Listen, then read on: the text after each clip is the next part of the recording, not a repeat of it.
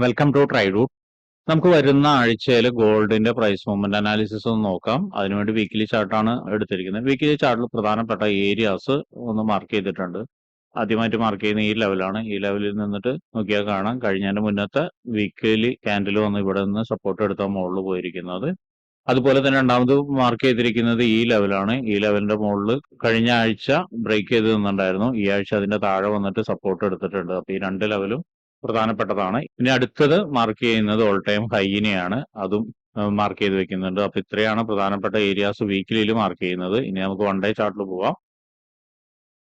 One day ചാർട്ടിലോട്ട് നോക്കുന്ന സമയത്ത് കഴിഞ്ഞ 2 ദിവസങ്ങളിലും മാർക്കറ്റ് വളരെ കൺസോളിഡേറ്റഡ് ആയിട്ടാണ് നിൽക്കുന്നത്. യാതൊരുവിധ മൂവ്മെന്റും ഇല്ലാതെയാണ് നിൽക്കുന്നത്. മാത്രമല്ല വൺ ഡേ ചാർട്ടിൽ ഈ ഒരു ലെവലിൽ നല്ലൊരു റെസിസ്റ്റൻസും ഉണ്ട്. ആ ഒരു ലെവലിനെ മാർക്ക് ചെയ്തിടുന്നുണ്ട്. വൺ ഡേ ചാർട്ടിന്റെ റെസിസ്റ്റൻസ് ആണ്. അപ്പൊ അതുകൊണ്ട് തന്നെ അതിന്റെ ഒരു കളർ ചേഞ്ച് ചെയ്യുന്നുണ്ട്.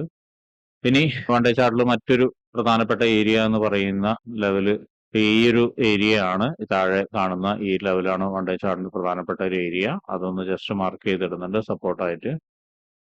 അപ്പൊ ഇത്രയാണ് വൺ ഡേ ചാർട്ടിൽ മാർക്ക് ചെയ്തിടുന്നത്. ഇനി നമുക്ക് 4 അവറിലേക്ക് പോവാം. 4 അവറിലേക്ക് വരുന്ന സമയത്ത് നോക്കിയാൽ കാണാം മാർക്കറ്റ് ഒരു ക്ലിയർ ആയിട്ടുള്ള ഒരു സപ്പോർട്ട് എടുത്തിട്ടുണ്ട്. ഈ ഒരു ലെവലിൽ നിന്നിട്ട് ക്ലിയർ ആയിട്ടൊരു സപ്പോർട്ട് മാർക്കറ്റ് എടുത്തിട്ടുണ്ട്. ആ ഏരിയനെ മാർക്ക് ചെയ്ത് വെക്കുന്നുണ്ട് 4 അവറിൽ. അതുപോലെ വീണ്ടും താഴോട്ടേക്ക് ഇറങ്ങി വരുന്ന സമയത്ത് അടുത്ത ഒരു ഏരിയ എന്ന് പറയുന്നത് ഇവിടെയാണ്.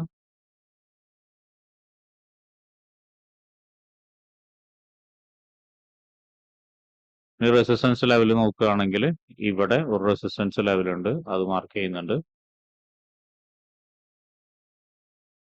അതുപോലെ ഇവിടെയും ഒരു റെസിസ്റ്റൻസ് ലെവൽ ഉണ്ട്. അതിനെ മാർക്ക് ചെയ്യുന്നുണ്ട്. ഇനി ഇതിന്റെ പ്രൈസ് റേഞ്ചുകളൊന്ന് നോട്ട് ചെയ്യാം. സപ്പോർട്ട് ലെവലിൽ നിന്ന് തന്നെ സ്റ്റാർട്ട് ചെയ്യാം.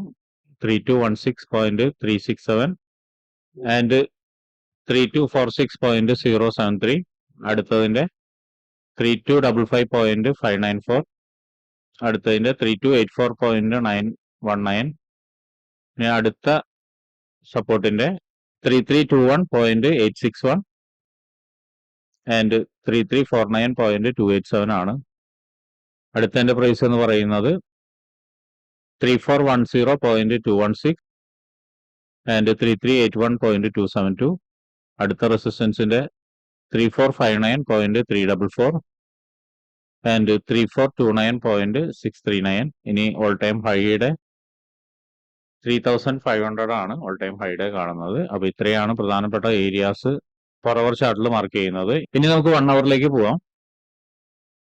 1 അവറിലേക്ക് വരുന്ന സമയത്ത് ഭയങ്കര കൺഫ്യൂഷനിലാണ് നിൽക്കുന്നത്. മാർക്കറ്റ് ഇവിടെ നിന്നൊരു സപ്പോർട്ട് എടുത്തിട്ടുണ്ടെങ്കിൽ പോലും മുകളിൽ നിന്ന് കാര്യമായിട്ടുള്ള ഒരു പിന്തുണ അല്ലെങ്കിൽ മൂവ് ചെയ്യാനുള്ള ഒരു സാധ്യത കാണുന്നില്ല. അപ്പോൾ 1 അവറിൽ വരികയാണെങ്കിൽ ഒരു പ്രധാനപ്പെട്ട ഏരിയ നമുക്ക് മാർക്ക് ചെയ്ത് വെക്കാനുണ്ട്. ഇത് 1 അവറിന്റെ ഒരു സപ്പോർട്ട് ഏരിയ ആണ്. അതൊന്ന് മാർക്ക് ചെയ്യുന്നുണ്ട്.